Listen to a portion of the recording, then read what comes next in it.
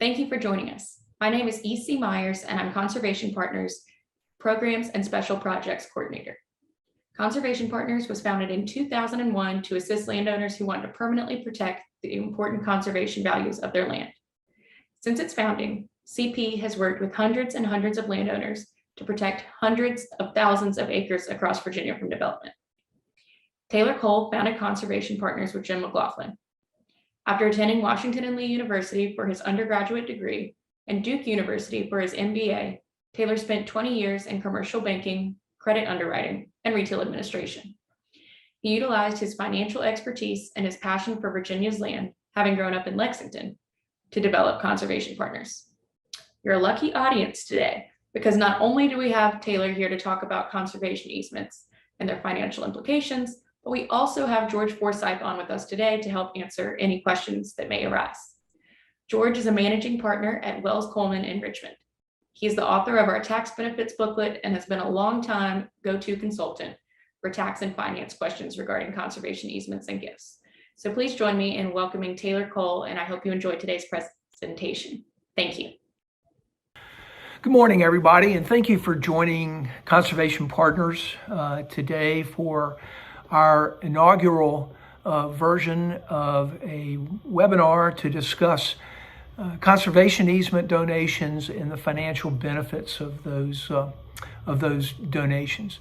As EC mentioned, we're here with our good friend George Forsyth, and we hope to make this webinar and future videos so that we can cover various benefits of conservation easements and fee land gifts, and answer questions that may come up with future versions of this. So stay tuned. This again is our first effort at this, and we're excited to be here. As EC has mentioned, Conservation Partners was founded in 2001, and our sole mission has been to help landowners who want to protect their land for future generations. Our principal tools in our efforts are conservation easements and fee gifts of land that are restricted so that they can protect the conservation values of those properties for the future. Conservation Partners' role in the effort is we coordinate each step of the donation of easements and fee gifts that we're going to discuss today. One of the recent projects that we worked on was a conservation easement that came to us late in 2021. I think we learned about it in August. We had a landowner who sold some land, and their CPA was not aware of it on the front end. The landowner informed them after they had sold it and received the proceeds of the sale. The CPA called us almost immediately to see if there was anything that we could do from a conservation easement standpoint to help their landowner mitigate some of the tax aspects of tax consequences of their donation. And I was pleased to find in my discussions with those landowners that conservation easement was something that they had always considered. So we were able to help this landowner by moving very quickly before the end of the year to protect this property with a conservation easement and offset a great amount of the income tax obligation that they would have faced without receiving the easement benefit. This donation also highlighted the importance of planning so that a landowner can receive the full value of their easement donation. In this particular case, the donor received a 50% of AGI, federal income tax deduction, which they were able to use. What was unfortunate, though, is if they had donated the easement in 2020, in the previous year, as a qualifying farmer, they could have received up to 100% federal income tax deduction, and it would have applied to the proceeds of the sale of the property. So there's a lot of potential here, these easements, and we're going to talk about that a little bit more in depth. Though with this inaugural webinar, we're not going to get too deeply into it. And I do want to have a little bit of an introduction to conservation easements before we get too deeply into some of the more complicated aspects. So today we're going to cover briefly why land and natural resource conservation is so important. We're going to cover what individuals can do to stem the loss of land and resources. We're going to talk about the fundamentals of the tax benefits. And we're going to talk briefly about the donation process.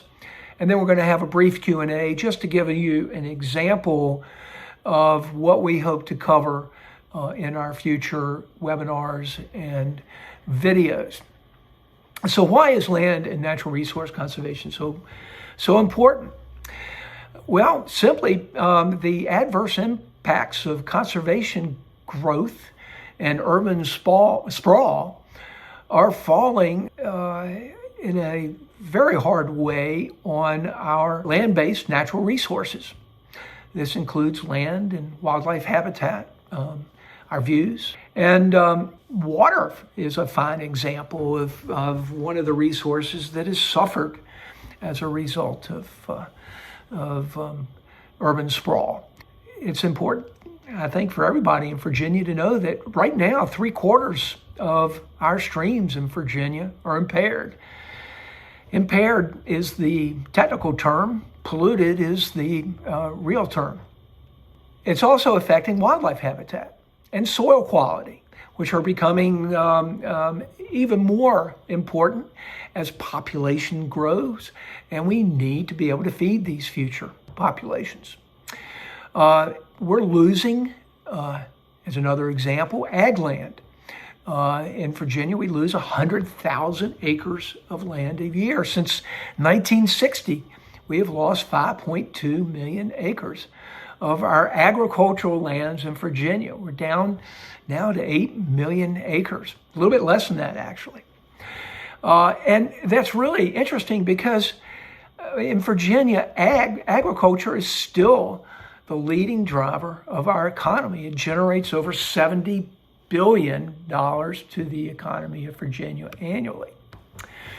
And we're also losing forest lands.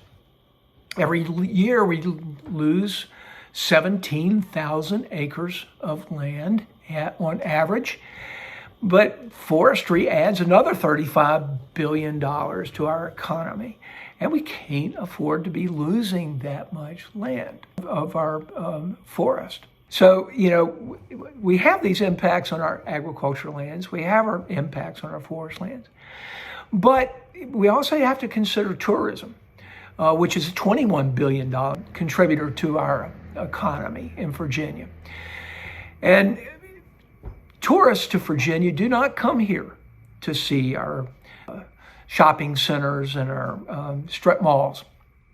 They come here to see the beauty of our land. And as we lose these thousands and thousands of acres, we're also having an impact on our tourism industry as well. And also, I think it's important to consider the fact that while we have these economic impacts, we're also affecting the ability of future generations of Virginia to benefit from our natural world and the beauty of that and wildlife that is such an important part of our enjoyment of the Commonwealth. The bottom line is, in Virginia right now, 93% of the land that is not government owned and protected is vulnerable to the impacts of population growth and sprawl. And in other words, we've only protected 7%. We've got a lot of work to do if we want to leave future generations a world similar to the one we have now. So what can individuals do to stem the loss of their land and resources? Unfortunately, local planning and zoning can only have a marginal impact because the restrictions placed locally are just not permanent.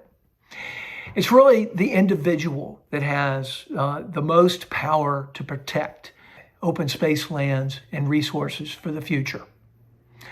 And one of the most effective tools that a landowner has to do it permanently is a conservation easement.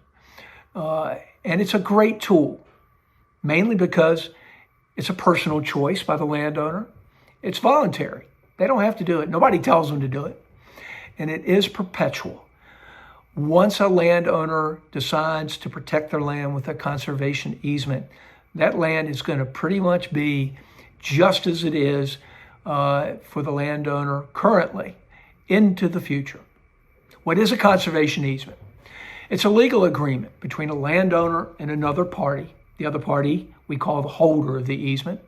And that's either a state agency or a charitable 501c3 organization. And the agreement in the first section lays out what is truly special about the property, including water, wildlife habitat, farmland, forest, scenic views. And the second section then goes on to identify what the landowner and the holder agree are restrictions, should be restrictions that will protect those, what we call conservation values, those things that are so special about the property. Conservation easements restrict uses that potentially harm the conservation values of the land. Those restrictions include division of the land, though not in all cases. It will restrict some residential building on the property, again, not in all cases. It'll restrict mining, billboards, trash, and practices that degrade the water and habitat and the forest of the property. But despite those restrictions, landowners continue to own and enjoy and to work their land as they always have. And they can pass their land on to future generations, or they can sell the land if they decide to do it. There's nothing in the easement that restricts that. So as we mentioned, the difference between the before easement value and the restricted value is treated as a charitable contribution. And there are various benefits that accrue to a landowner for those contributions. So how do we determine the value of a conservation easement donation? An experienced appraiser will look at the land and provide a before easement or market value of the property.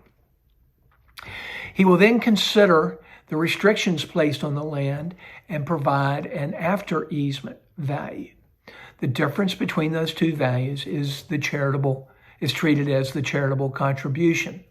And the tax benefits that accrue to a landowner or the easement donor from that charitable contribution include a federal income tax deduction, which is equal to 60% of the easement value and can be taken at 50% of adjusted gross income over 16 years, including the year of the donation and a 15-year carryover.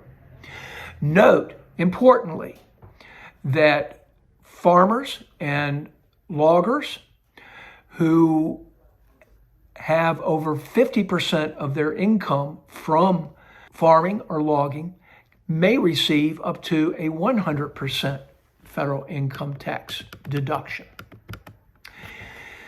The next benefit, the other 40% of the easement value, is the Virginia Land Preservation Tax Credit. That tax credit can be used by the easement donor to offset their Virginia income tax obligation dollar for dollar. What they can't use themselves can then be sold to somebody else with a Virginia income tax obligation.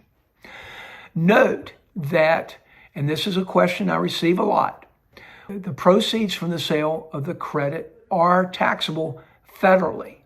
However, they are also eligible for long-term capital gains treatment.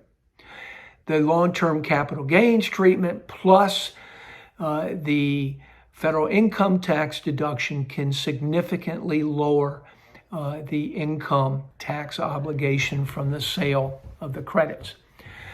Credit proceeds are not taxed by the state of Virginia.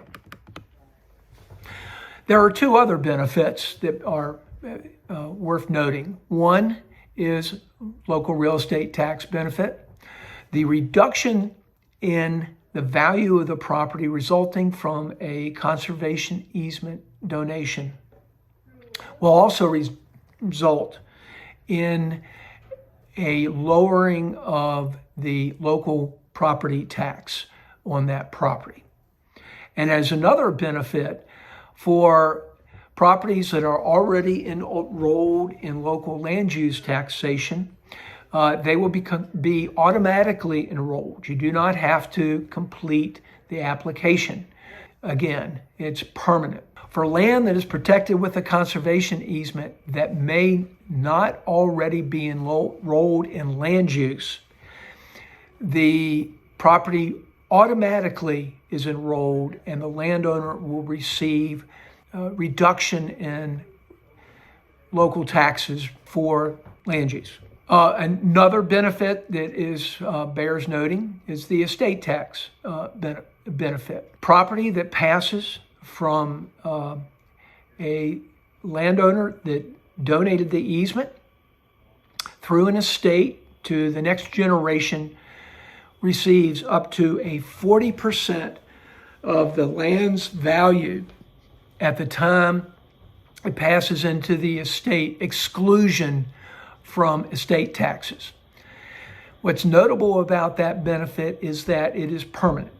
Every time the land passes into an estate in the direct lineage of the landowner, it receives that estate tax benefit. So let's look at an example of how the primary benefits, the federal income tax deduction and the land preservation tax credits, will work. As you can see from the slide, we have a before easement value on a property of $1 million. The landowner of this property decided that they wanted to protect the conservation values of this property for the future by placing a conservation easement on it that restricted some uses. Those restrictions resulted in an after easement value or restricted value of $600,000. The difference between that $1 million and $600,000 is $400,000. That is the conservation easement value, and that is what is treated as a charitable income tax contribution. Of the benefits that will accrue to the donor of the easement from that $400,000 contribution include the 40% Virginia Land Preservation Tax Credit. 40% of $400,000 is $160,000. And they will also receive the federal income tax deduction, or 60% of the easement value, and 60% of the $400,000 is $240,000. So let's talk about the federal income tax deduction first, $240,000. On this slide, we've used a hypothetical 32% income tax bracket. The donor of this easement, we've assumed, has a $100,000 annual taxable income. Since the landowner can claim their $240,000 at 50% of their adjusted gross income annually, they would be able to receive 4.8 years of federal income tax deduction, $50,000 a year. At that 32% tax bracket, they would end up with a $76,800 net savings on their federal income taxes. Again, that benefit is available in the year of the deduction with a 15-year carryover until the benefit is used up, in this case, 4.8 years. So let's also next look at the Virginia Land Preservation Tax Credit, which is 40% of the easement value. In this case, $160,000. The credits can be used dollar for dollar to offset the donor's own Virginia income tax obligation. The maximum amount an individual can claim in any 1 year is $20,000, but husband and wife who file jointly can claim $40,000. So they would be able, a donor who had sufficient income, not the $100,000 we were talking about for the federal example, but if they had sufficient income, they could conceivably use the credit themselves in 4 years, $40,000 a year, or 8 years as an individual claiming $20,000 a year. Most easement donors are not able to use their full credit themselves, and these credits are transferable, which means they can be gifted or they can be sold. If we assume, for purposes of this slide, that the donor of the easement sold all of their $160,000 in credit, they would receive $126,400 in proceeds. The difference there is the credits are generally sold at a discount. For this example, we used a 10% discount.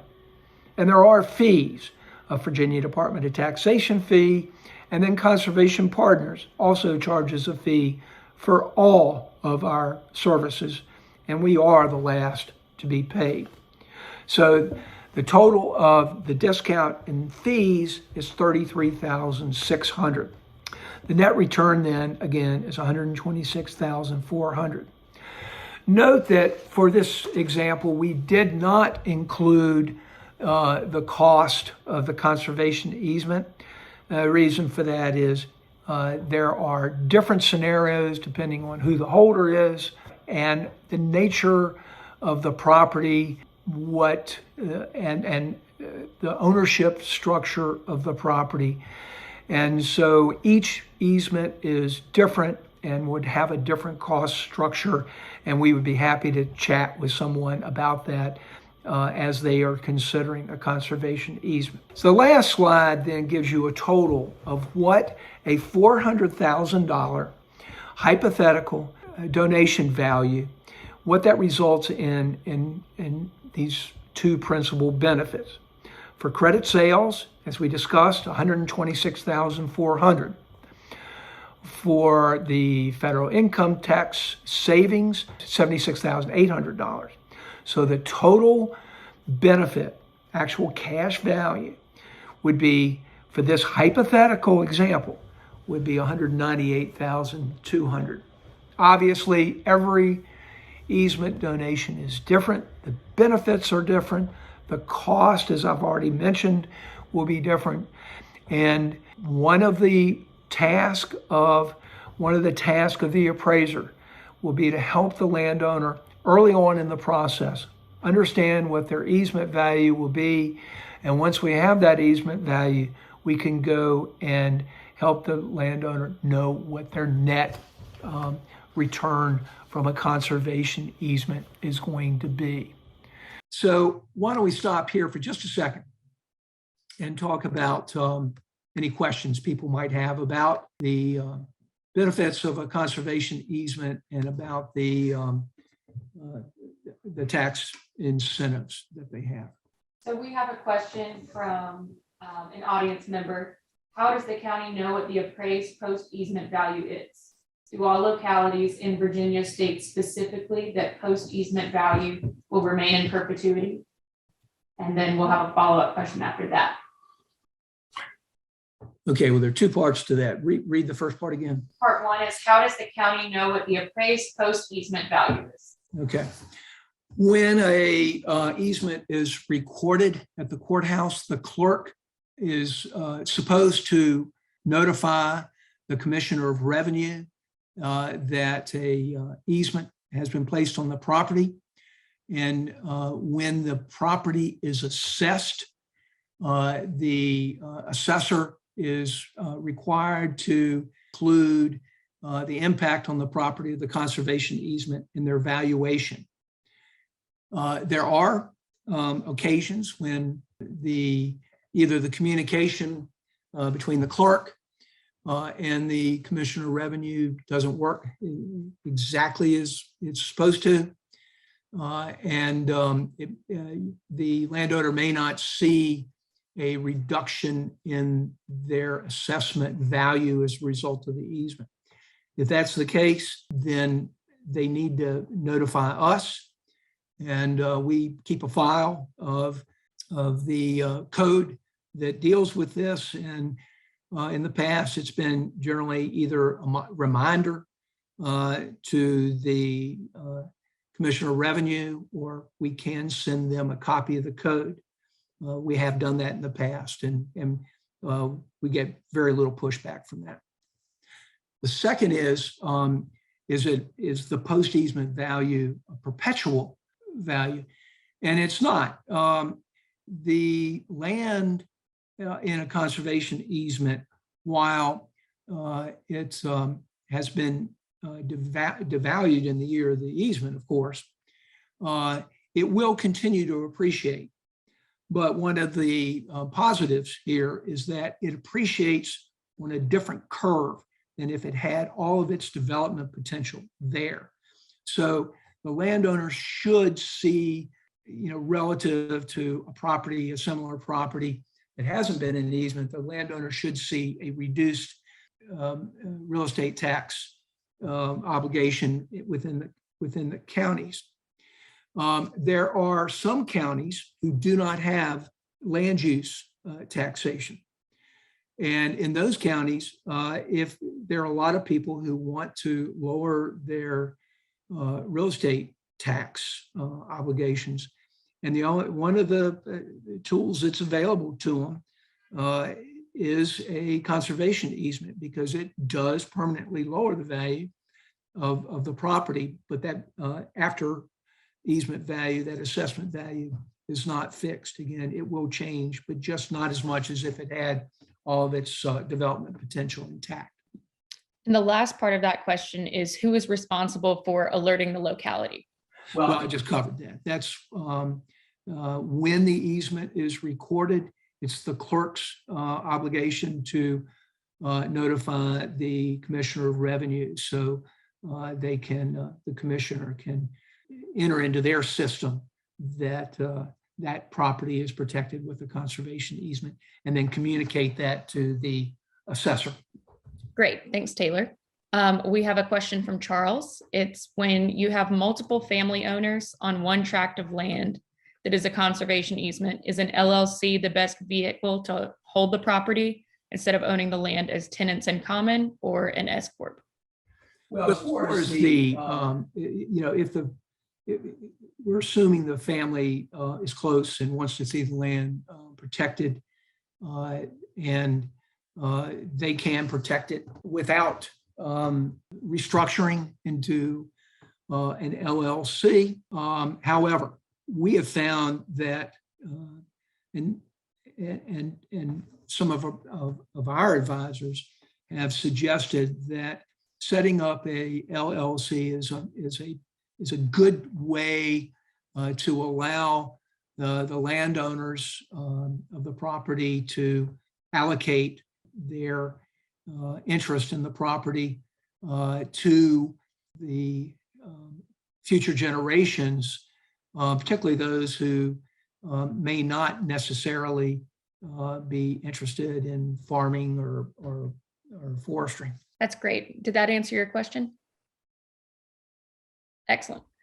So those are the questions that we have for right now, Taylor, before we move on to the donation cost of a conservation easement, and then we will wrap it up.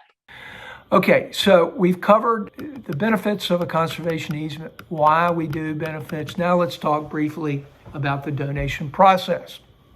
Again, as I mentioned earlier, conservation partners' role is pretty much to facilitate the entire process. But that includes describing how conservation easement work to the landowners and to their advisors when needed. And we will coordinate each and every step from the earliest conversations and introductions all the way through recording and registering the donation with tax authorities. We do review every single document associated with an easement against our quality standards, which has helped us achieve a record we're very proud of. In our 22 years in operation, we have never had an easement disallowed or devalued. We do also, as needed, consult with an easement donor's professional advisors.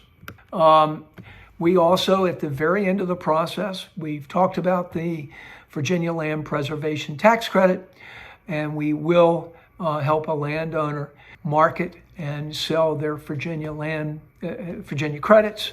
That's how most donors will settle their fees with conservation partners. We're going to cover the other people who are involved in these easement donations next. I do want to emphasize at this stage that it is very important for landowners to work with professionals who are experienced in conservation easement donations. These donations can be complicated at times, and you want to work with people who have seen and worked with some of these complications before in order to make them make these donations as streamlined as we possibly can. So who is involved in helping the landowner with an easement donation?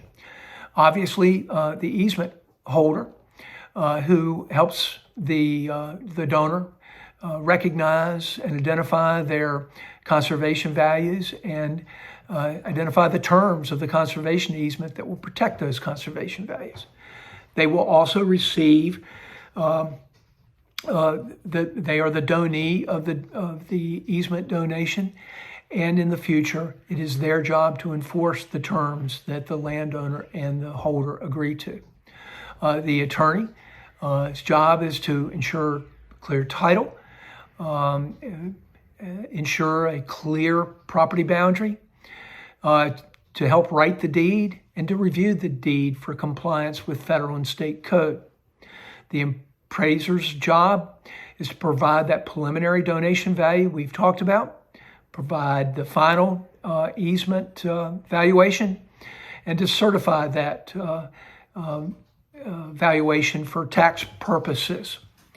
If there is a lien on the property, then the banker will need to be involved, and some bankers are comfortable, some of them aren't so much, and if need be, we can arrange for refinancings of loans on easement properties if need be in order to get the easement accomplished. And also the CPA, whose job is to discuss the tax benefit with the donor and then to review forms that we'll send them and prepare federal gift forms. Just like the CPA, a lot of folks have financial advisors, and they are invaluable in discussing how the benefits of a conservation easement can be maximized by the donor. From time to time, a surveyor may be needed to help identify a property boundary. It's not frequent, but it does happen, so just be aware. So that actually brings up one of our participants asked, I think we'll direct this one at George. George, if you could please explain how qualifying farmers. Like Taylor got the softball questions, but I was given the tough one. So here's what I'll say on qualifying farmers. So right now, if you qualify as a qualifying farmer, and that qualification is based on your total income your farming income in relation to your total income, you can claim up to 100% of your income as a deduction in that year. So if you think back to the slides that Taylor showed us earlier, he said, if you have an income for the year of 100 grand, if you're not a farmer, your max charitable donation deduction is 50% of that, so $50,000. So if you're a qualifying farmer, what it allows you to do is to accelerate that charitable deduction, meaning you can claim up to all of your income in any given year. And so one of the strategies, I think EC had asked the question, how would you advise someone? Well, one of the strategies is like, listen, you just have to meet the qualifying farmer test in the year you make the donation. So what we want to do, if we are, collaborating and orchestrating your donation, what we can do is say, look, let's make sure that your farming income in the year you make the donation is greater than 50% of your total income. So what that does is it allows us to really like hit the perfect sweet spot of your conservation donation. And if in year 2, 3, 4, and 5, as an example, after the year you make the donation, your other non-farming income were to rise, that's okay. It's totally fine, because the qualifying farmer attributes are at the year you make the donation, and anything unused will carry over to the future years up to 100% because of the year in which you made the donation. So I'm going to try not to go too deep into that, but I hope that addresses the question, EC, and I'm happy to go further if needed. Yeah, I think that was great. That definitely gives us a much better feel for what that would look like for farmers and landowners too. So thank you so much, George. That's excellent. And we're going to give it back to Taylor to wrap it up and touch on a little bit more of the donation cost of conservation easements for a full picture of the financial implications. So we talked a little bit about the difficulty of determining the exact cost of a donation, but let me just give you some rough numbers. And again, once we are working with a landowner, we can be a little more exact because we'll know who the holder is going to be and the characteristics of the land, and a little more title information and such, know the structure. The easement holders do charge fees. They start with the Virginia Outdoors Foundation at $5,000, and for the private land trust, they go up from there to, in some cases, $20,000 or more. The attorney, as a really rough ballpark figure, an average easement that we work on, the attorney is going to charge about $5,000. But that can change depending on title and other aspects of the property and the ownership of the property that's being protected. Appraiser generally runs, and again, these are average numbers, $5,000, but depending on the nature of the appraisal and the property being appraised, they can go up from there. CPA, to have them review documents and prepare federal forms, start at $250 and go up to $1,000. If the surveyor is required, it just is based on the task at hand. So those are the fundamentals of conservation easement donations. And we do want to open the floor up now to questions about conservation easements. And before we go there, I want you to know that we're really looking forward to hearing your questions because as we move forward with our webinars and videos, we hope to be able to address some of the other aspects of conservation easements that we frequently run into through the process. We want these webinars and videos to be as useful to you going forward as we can possibly make them. So any input would be greatly appreciated, and we will take your suggestions and incorporate them in our future efforts. With that said, I'll turn it over for questions. If we don't have any additional questions, then we just want to say thank you so much for coming and listening in. Taylor and George, you both did an excellent job. Thank you so much. If y'all have any questions for us in the future, for George or Taylor, any of the Conservation Partners team here, we are more than happy to answer them. So please reach out at any time. And a recording of this lovely presentation will be sent out to all the participants who signed up. Thank you, everybody.